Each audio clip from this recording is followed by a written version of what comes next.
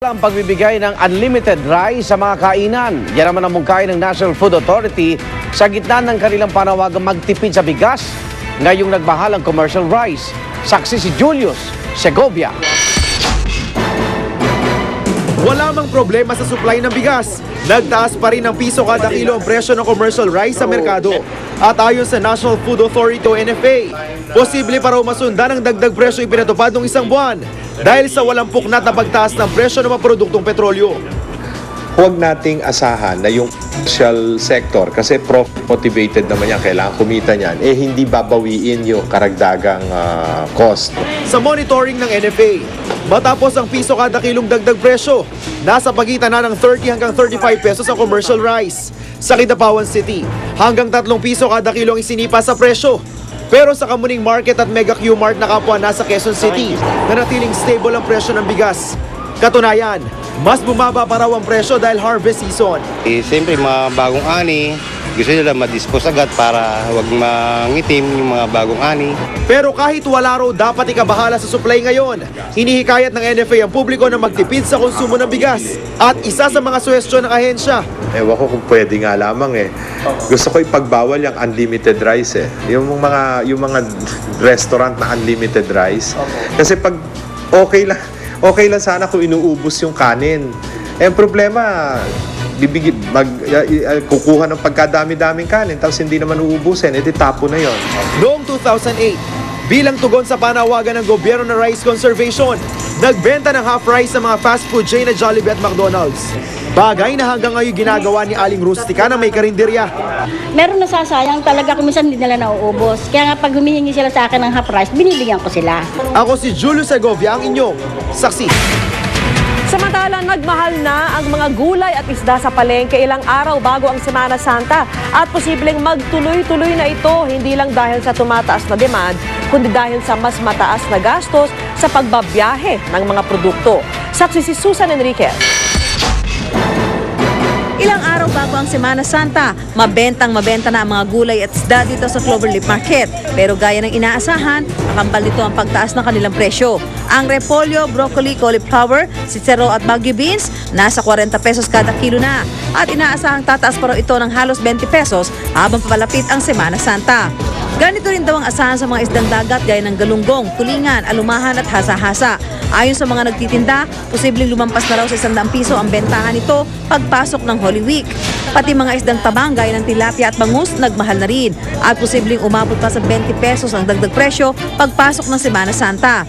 Pero ayon sa mga nakausap kong manininda, hindi lang daw ito dahil sa tumataas na demand kundi dahil na rin umano sa dagdag gasto sa pagbibiyahe. Oo, sa gasolina. Yan ang ano nila gasolina. Siyempre, nanggagaling pa ng Bagyo. O, di ba, ang layo. Tapos yung binabayaran pa nila sa tulpi. Tapos yung mga nangungutong pa sa karsada. Bawal daw yung baboy, yung mga ganyan. Talagang isda sila. Kaya tinatasan din nilang isda. Mataas din sa kuha namin sa punduan. Kaya naman pagkalipas ng Semana Santa, posibleng bahagya lang daw ang ibaba ng presyo ng mga pangunahing bilihing ito kung mananatili pa rin mataas ang presyo ng krudo. Ako, si Susan Enriquez, ang inyong saksi. Sa ibang balita, nagsampa ng reklamong libelo ang mga magulang ng batang naabuso umano sa programa ni Willie Revillame. Kabilang sa mga sinampa ng reklamo ang clinical psychologist na si Maria Lourdes Carandang at 2 iba pa na kapwa nagpakalat umano ng paninira sa kanila sa internet. Saksi si Sherry Ann Torres.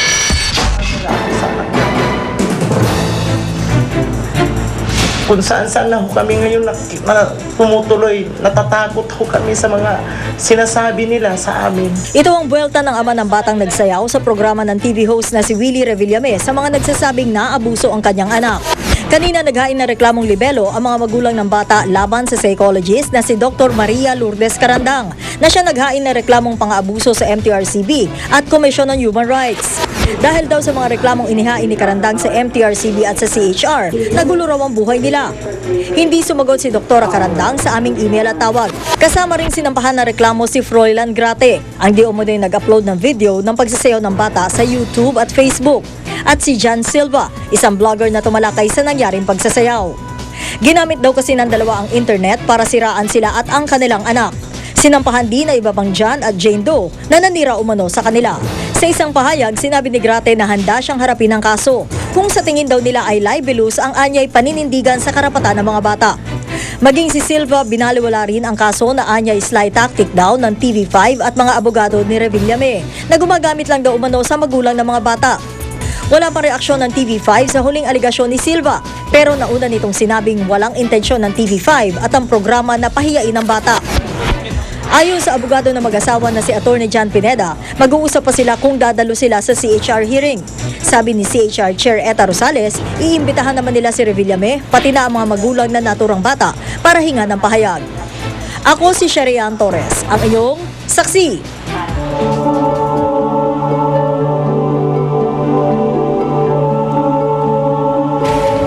Hinigpitan na ang seguridad sa Ninoy Aquino International Airport para sa inaasahang pagdagsa ng mga biyahero sa papalapit na Holy Week. Dinoble na ang bilang ng mga pulis na nagbabantay sa paliparan.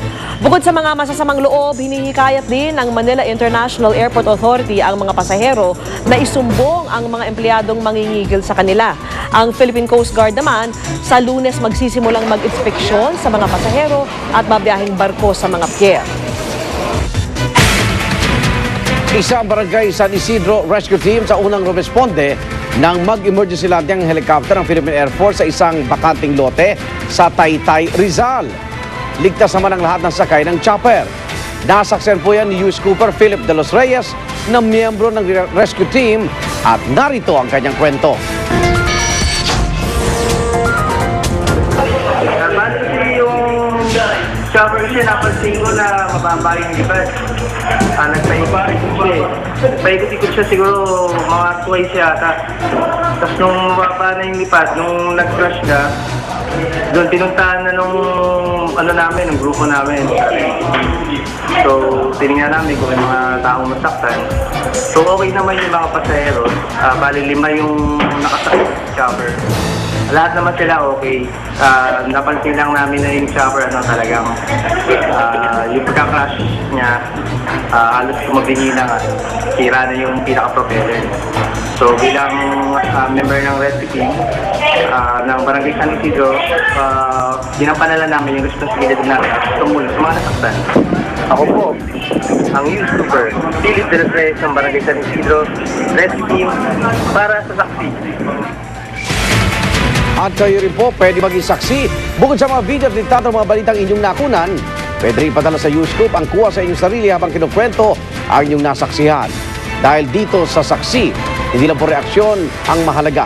Kasama rin kayo sa pagbabalita. Una sa saksi.